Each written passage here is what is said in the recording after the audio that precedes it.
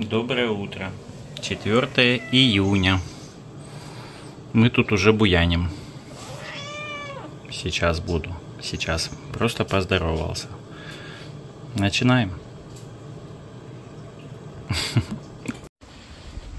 Иду навстречу. В 11 часов у меня термин. Тот, что я вчера говорил в новом учебном центре. 5-недельные курсы или 7-недельные, непонятно, сколько их там в итоге. Не знаю, как мы там будем объясняться, надеюсь, там есть русскоязычные, потому как если судить с того, что жена вчера с ними говорила по телефону на немецком и ничего не поняли друг друга они, то мне и подавно не светит. Ну там посмотрим, расскажу потом.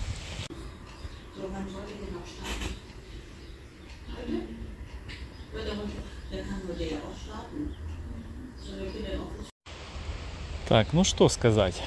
В общем, завтра начинаются мои мучения здесь. Курс еще тот. В общем, я напросился на свою голову. Надо было, наверное, не горячиться. Ну, я за что переживаю? За языковой барьер, опять-таки. То есть учителя будут на немецком все это рассказывать. Курс по большей части индивидуальный. То есть мы сидим все вместе, работаем в компьютерах. Учат нас писать резюме профессиональное, там вот эти все фишки, как находить работу в Германии. Вот. Но получается, что преподавать это все будут на немецком. Женщина, с которой я общался, русскоязычная, она бывает только 2 дня в неделю. В общем, мне ее не дождаться. Ну, не знаю, попробую. До 8 июля, по-моему, это все идет. Прогуливать особо нельзя. По времени с 8:30 до 12:30, по-моему, так она сказала. Вот, дают там ноутбуки, какие-то флешки, в общем, чем работать дают, от тебя только желание и как бы понимание, что ты хочешь. Я, если честно, сразу сказал, что понимания у меня такого, естественно, нету.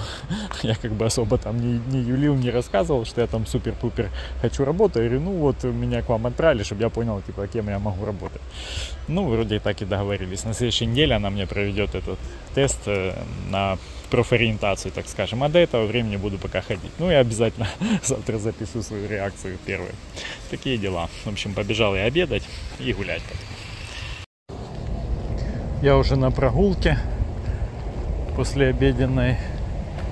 Иду, думаю, мысли нехорошие по поводу операторов этих из джоб-центров, по поводу этих работников на курсах вот эти, которые новые у меня будут.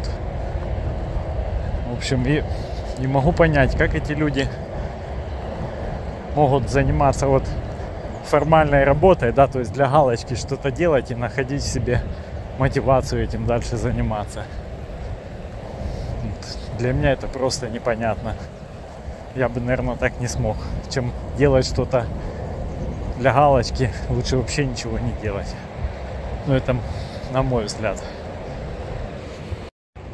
Я почему об этом задумался? Потому что перед выходом почитал 2 вакансии, которые дала мне при встрече в джоб-центре оператор мой.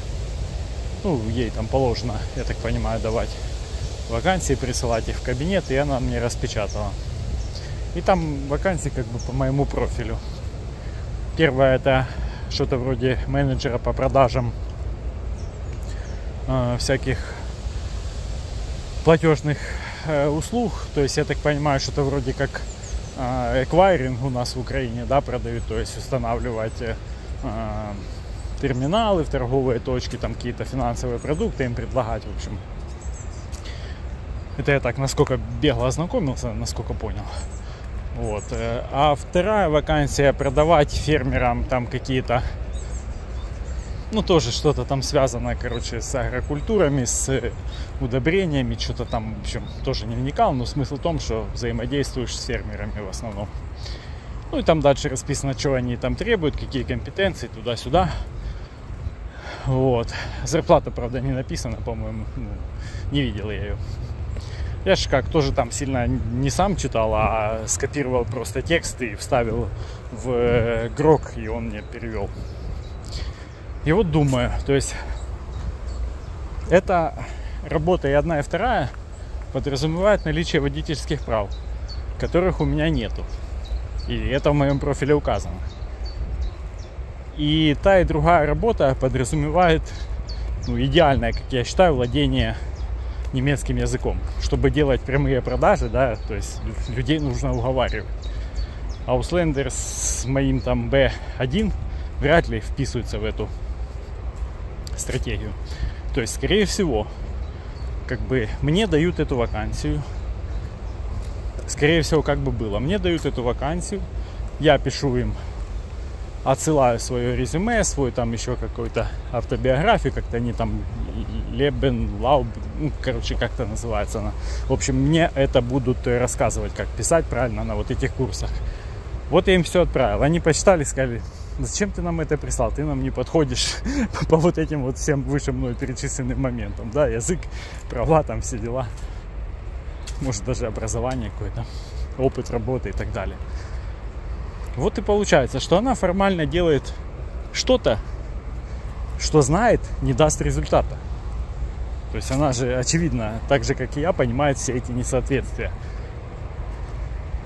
Мой уровень, там, мои компетенции и предлагаемая вакансия. Но она должна делать какую-то работу. Вот она там галочку поставила, я предложила эти вакансии. А то, что заведомо известно, что это просто потраченное время мое, ее, куча бумаги, распечатать эти все вакансии, отправить их туда, еще там куда-то мне почтой такой, электронной. Это как бы, ну, никого не волнует. У меня этот бред весь просто, если бы мне надо было сидеть и заниматься этим на работе, я бы испытывал боль душевную, честно. Я никогда не любил это. Понятно, что мне когда-то приходилось делать какие-то формальные вещи, я тогда об этом не задумывался. Но в итоге все вот это накопилось у меня в какой-то определенный момент. И поэтому я ушел на вольные хлеба и не работаю в найме уже много-много лет. Чтобы не заниматься именно теми глупостями, которые я считаю глупостями. Хотя они там, ну, в общепринятом понимании, может, такими не являются. Да, человек делает свою работу, там, давая вакансии эти. Ему типа платят за то, что он дает, а думать это не его, скажем, здесь задача. Это что касается джоба. Что касается вот этих вот ребят, у которых я сегодня был. Там тоже интересно. Ну, говорю, там слово за слово, типа, что вы, как вчера, там, когда вам позвонили, вы это, мол, что вы испытали, или как-то она так спросила.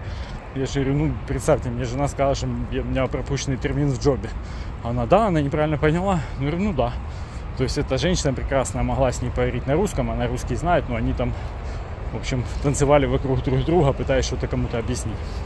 В итоге моя жена ничего не поняла. Ну, неважно уже, как было, так было. Она говорит, ну мы же вам отправили письмо. Я говорю, ну подождите хотя бы недельку, скоро оно придет. Я говорю, обычно мне письмо по городу идет почти 2 недели, там 10-11 дней. Она, ну как так-то? То есть она уже живет в Германии лет 20, не знает, как так-то. А я, блин, прожив год, уже регулярно это наблюдаю. В общем, удивительно, ладно, хорошо.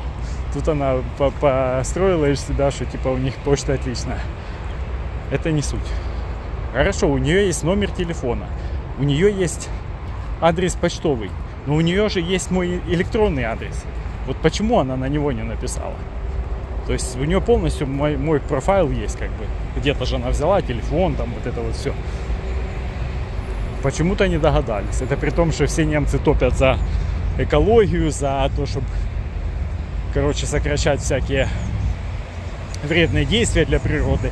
Но вот бумага что-то, первый источник, да, который можно сократить. Сколько деревьев уходит на эти их распечатки, никто об этом не думает. То есть уже настолько у людей в голове, вот надо человека вызвать, надо отправить ему письмо по почте. Вместо того, чтобы использовать те варианты, которые проще, быстрее намного. Тот же телефон, да, окей, они попытались. Но электронный адрес, он же тоже есть. Они же тоже любят очень имейлы. Ну, в данном конкретном случае кто-то из них не доработал. То есть галочку поставили, письмо отправили. А дойдет, оно не дойдет. Зачем мы об этом будем думать? Подождем, пока пройдет время термина, а потом начнем наярить. А почему вы не пришли? Ну, как бы заодно, типа, солдат спит, служба идет. Не пришел человек, ну это же не моя вина, я же что-то сделал. Короче, бред, одним словом. Не могу я с этим как-то смириться, понять это. Зачем люди так делают? Что ими движет? Но, с другой стороны, по-доброму завидую. Я бы тоже, может, хотел бы. Сидел бы, перекладывал бумажки, получал бы свою зарплату наверное, не маленькую, и горя бы не знал. Везет им, с одной стороны. Ладно, я что-то сегодня в демагогическом настроении буду болтать всякую фигню.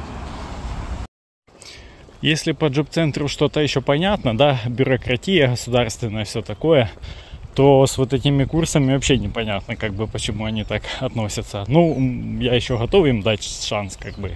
Это всего лишь первое знакомство, скажем так. Посмотрим, насколько будет формально проходить обучение. Будут ли они вкладывать в это хоть какие-то усилия, либо же нет. Потому как эта организация, она явно коммерческая, и просто у них с джоб-центром подряд, да, типа джоб-центры они берут. Поэтому я надеюсь, что в частном бизнесе нет такого, как в государственном, да, лишь бы для галочки. Они должны работать на какой-то результат. Ну, надеюсь, а там посмотрим.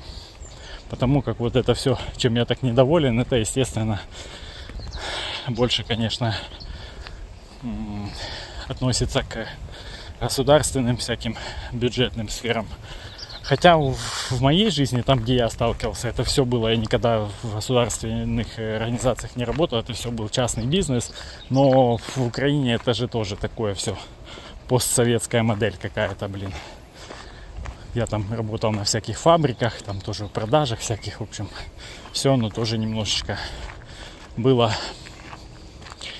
проникнуто вот такой вот фигней. То есть сделай что-то, спрос с тебя там будет, не будет, разберемся. Чтобы конкретно поставить там какую-то задачу и конкретно за нее спросить, вот прям до талого, такого было очень мало. Ну, я же говорю, может быть, за эти годы, пока я самозанятый, что-то поменялось и в украинском бизнесе. Но на то время было так. Весьма печально. Ну и в тех местах, где я работал. Поэтому понимаю прекрасно бедного Илона Маска, когда он зашел в этот департамент американский, да, там, когда его Трамп поставил сокращать там их расходы или что. Вот он там прозрел, наверное. Тем более, что Маск, он же вообще там жесткий. Тот рубает все на корнюшу, видит. Я представляю, он там в государственных этих авгиевых конюшнях разбирался.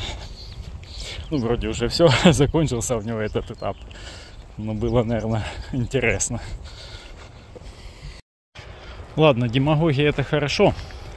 А вот что с моими ногами, вот вопрос. Сегодня, вот 6 км позади. После 5-го я уже поклеил пластырь. Вышел просто в сандаликах на босу ногу, ничего нигде не клеил. Ближе к 5-му километру чувствую уже снизу на стопах, где зажившие мозоли, начинает побаливать. Думаю, не будем тянуть с этим, надо клеить. Поклеил пластыри.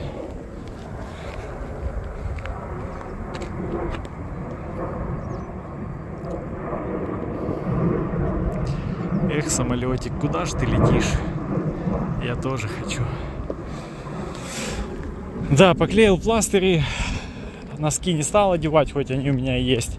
Думаю, попробую так пройти. И вот иду, и ощущение так себе. Все болит. Так, ветер поднялся. Не знаю, слышно это что-то, нет? Да, все болит, и выходит так, что эти сандалии не для меня, скорее всего. Потому как постоянно в этом месте будет натирать, наверное. Ну, пока кожа не загрубевшая, сложно сказать. А с чего бы ей загрубеть, если она сразу превращается в мозоль там? Тоже как бы вопрос. Непонятно. Есть еще один шанс, как это исправить, это попробовать вазелин. Я видел видео опытных туристов, блогеров, что вазелин обязательно нужно брать в поход с собой. Там четко они не объясняли, как он действует, принцип действия. Ну, я так понимаю, мажешь ноги и все окей.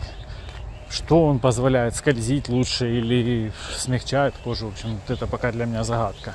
Но вот в данном конкретном моем случае снизу стоп, вот эти мозоли, они, получается, из-за того, что босая нога прилипает к подошве Эва, и чуть со сдвигом каждый же шаг отрывается, и оно просто надергивает это место, судя по всему. Думаю, вазелин бы мог здесь помочь. Либо это такие ноги какие-то неудачные у меня, которые всегда будут в мозолях. Тогда как же мне ходить в мои походы, в которые я собрался? Да. Ходить с мозолями я точно не хочу. Надо что-то думать с этим. Останавливался опять, одел носочки и снял пластыри. Потому как пластыри отклеиваются все равно. Очень какой-то пластырь такой некачественный. Или место такое, что как не поклею его в разных направлениях клею и крест-накрест, и все равно он слазит. Вот, поэтому иду сейчас без пластыря, просто в носках. Ну и каждый шаг как будто режет ножичком. То одну ногу, то другую. В общем, приятного мало.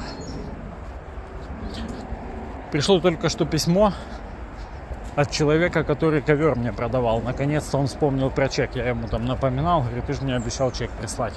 Мол, с ковром все отлично. А где же чек? И вот он мне прислал его. И в каком же я был удивлении, когда я увидел цену. Видимо, поэтому он и не спешил с ним. В общем, там цена 62,90. Ну, 63 евро. А ценник же на самом ковре 95 с копейками. То есть он тоже его купил по акции. Вот сейчас на сегодняшний день самая дешевая цена акционная 70 с чем-то. Ну, так что он, в принципе, не так потерял много на нем. Ну, 20% условно говоря. Не знаю, почем я буду продавать. Ну, по чеку, да, он действительно свежий, в 3-м месяце купленный. То есть, почему он его не носил, не использовал, не знаю. Не спал на нем, вернее. Блин, опять сильный ветер. Ух, цветочки какие фиолетовые. Красота. Так, а мне до дома еще не меньше 4 километров. А ноженьки болят. Ой, господи, тяжело в учении, легко в бою. Так, я нагулялся на сегодня. Получилось 13,5 километров. После последнего рассказа моего о том, как больно идти, стало намного лучше. Я увеличил темп, и боль, стала чувствоваться очень слабо. То есть ноги как-то разогрелись, не знаю. Я так понимаю, было большой ошибкой не одевать носки сразу. Зря я пошел босиком, потом клеил эти пластыри, сейчас без пластырей в носках и намного лучше. Вот. Ну, я так понимаю, там опять двойные мозоли натерлись. Сейчас приду, попрокалываю, пускай подзаживают. Ну, может быть, в результате загрубеет быстрее кожа. Ну, вот такие мысли по этому поводу. Ну, а вазелин покупать нужно. Ладно, на этом все. До завтра.